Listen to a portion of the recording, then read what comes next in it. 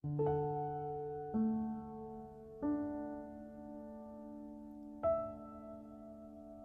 melihatnya hampir di setiap malam. Duduk bersimpuh begitu anggun dalam balutan kebaya coklat dan jarik batik. Rambutnya lurus punggung, tergerai dengan sangat indah, dengan selipan bunga kamboja di telinga sebelah kanan.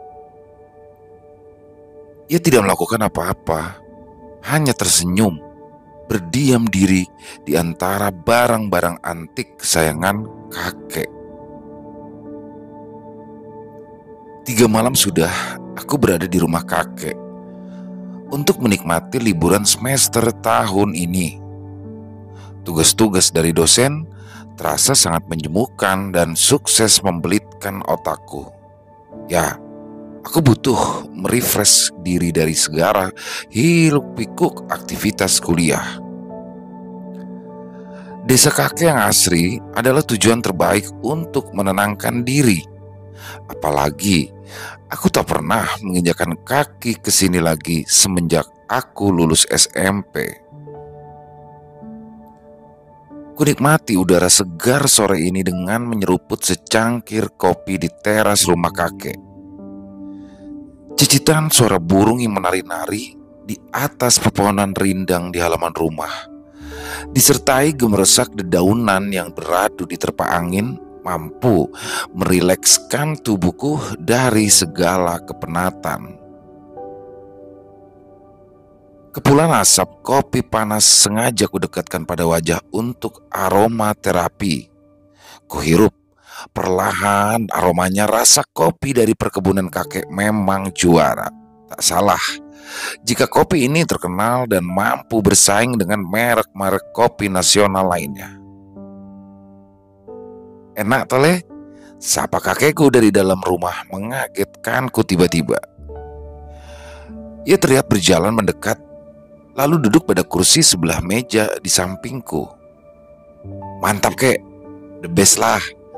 Kuacungkan 2 jempol kepadanya, ia pun terkekeh pelan.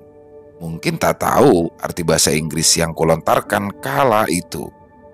Wes, sakarepmu. Pokoknya intine wenak toh. Kami pun tertawa riang berdua. Oh iya, piye kuliahmu? Kakek itu senang loh kamu ambil jurusan seni. Itu bisa melestarikan budaya bangsa. Ngomong-ngomong, sudah berapa banyak karyamu?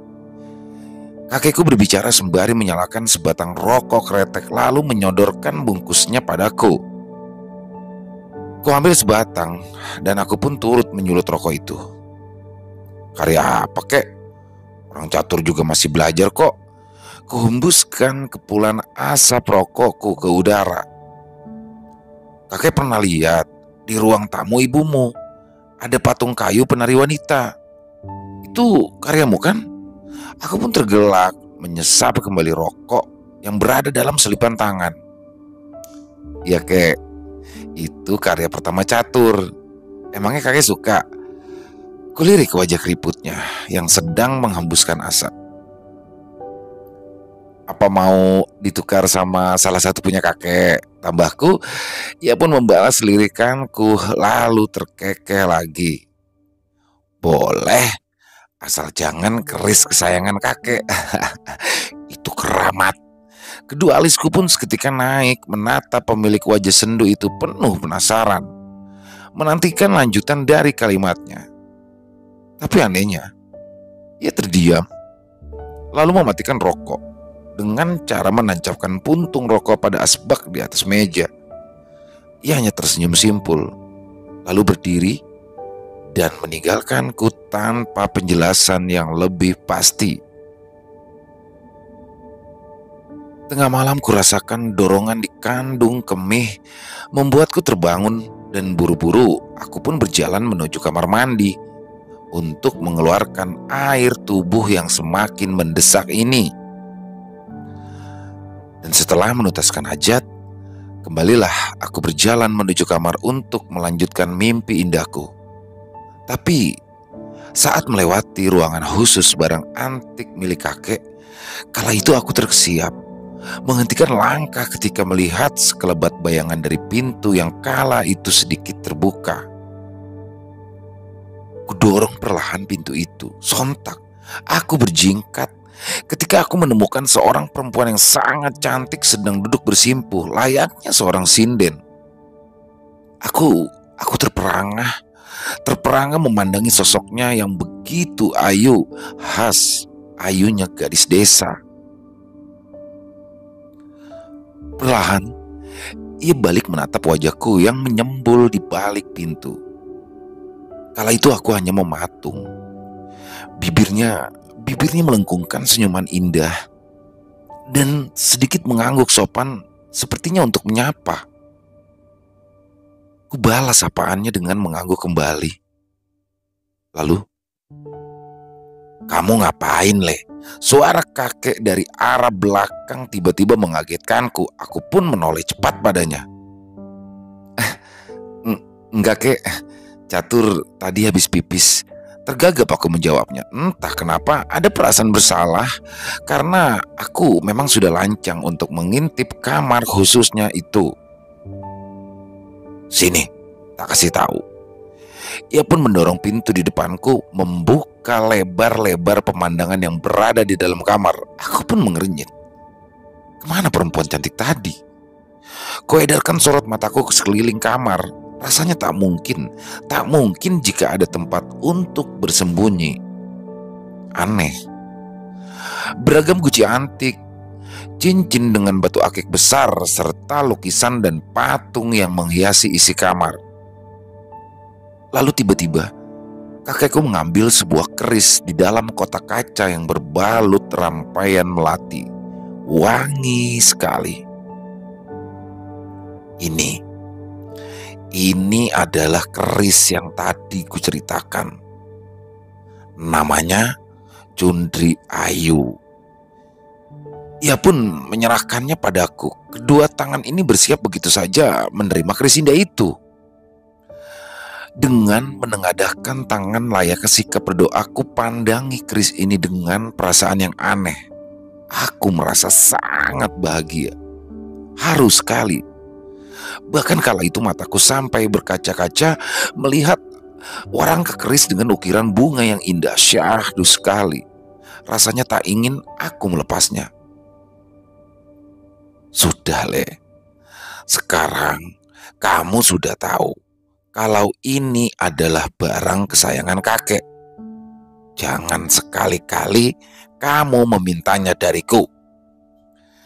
Kakekku lalu mengambil cepat keris itu, lalu ia pun kembali memasukkannya dan merebahkannya pada kain beludru merah di dalam kotak kaca. Aku pun hanya mengangguk, bertanda mengerti.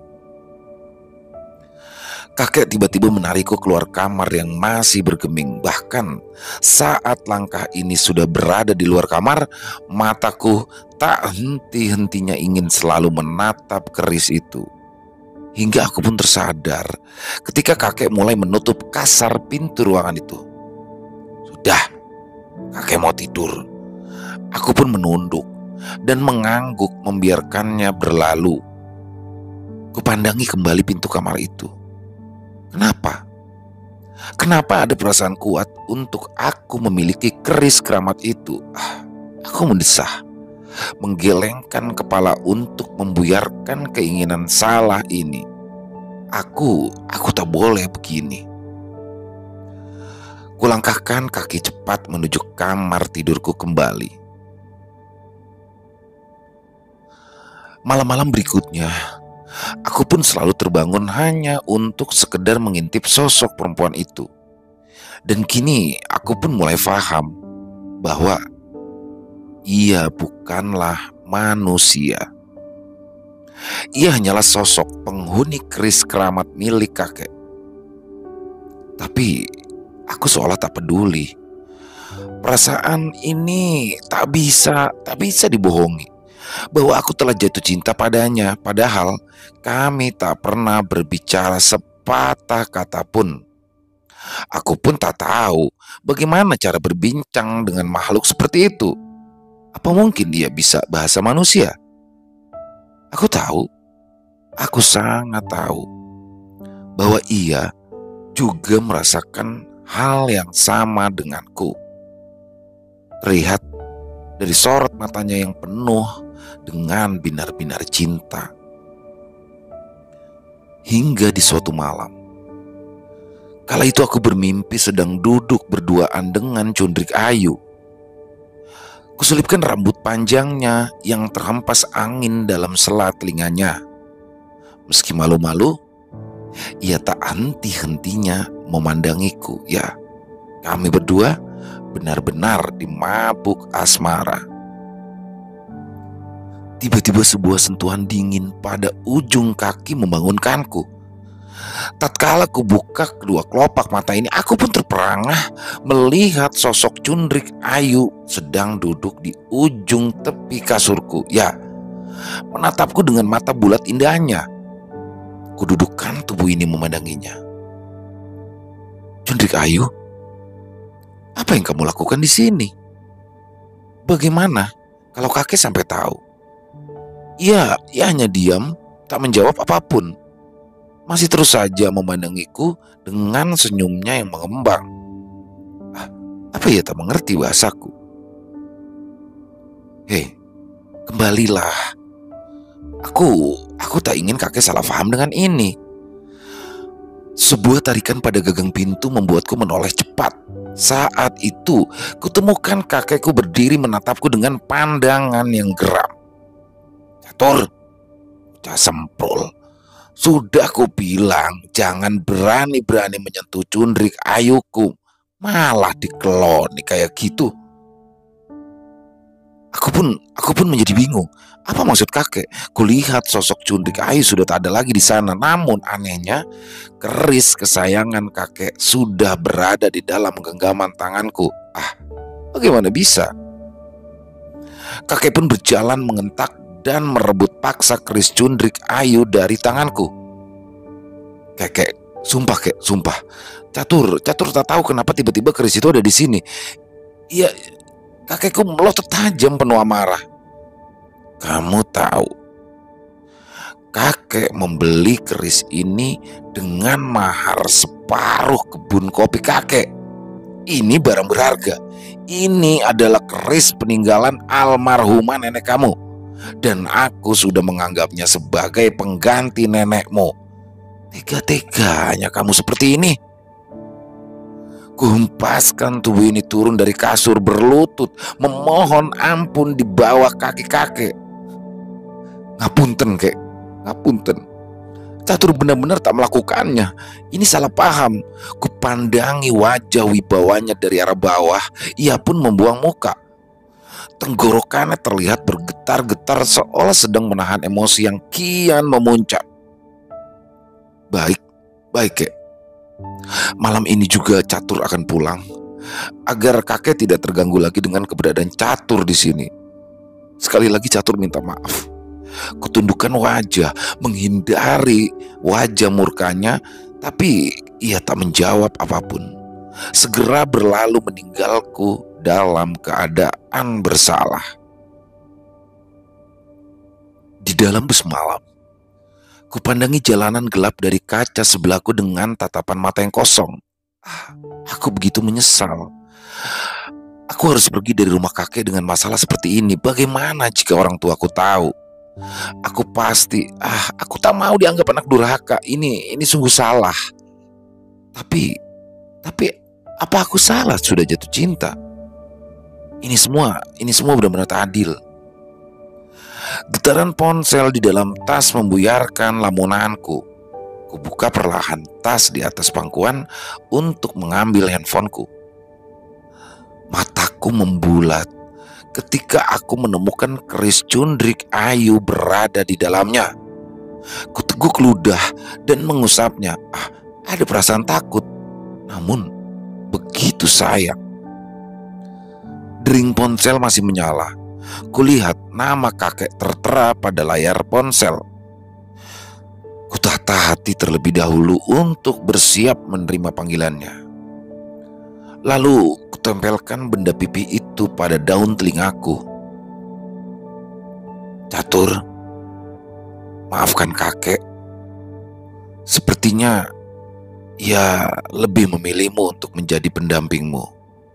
Kakek ikhlas. Rawatlah dan jaga baik-baik keris itu untuk kakek. Aku pun kala itu hanya membisu mendengar tuturnya. Tanpa menunggu balasan dariku, kakek pun segera mengakhiri panggilan. Sentuhan halus di tangan menggerakkan kepalaku untuk menoleh ke samping. Kutemukan Cundrik Ayu kala itu duduk. Ya, ia duduk sumringah, lalu menyenderkan kepalanya pada bahuku. Tak bisa kurasakan tubuhnya. Hanya hawa dingin terasa menelusup di dalam kulit. Aku sangat bahagia. Kupejamkan mata dan kudekatkan tubuhku pada sosok dingin yang tak bisa kusentuh. Cundrik Ayu, kekasihku.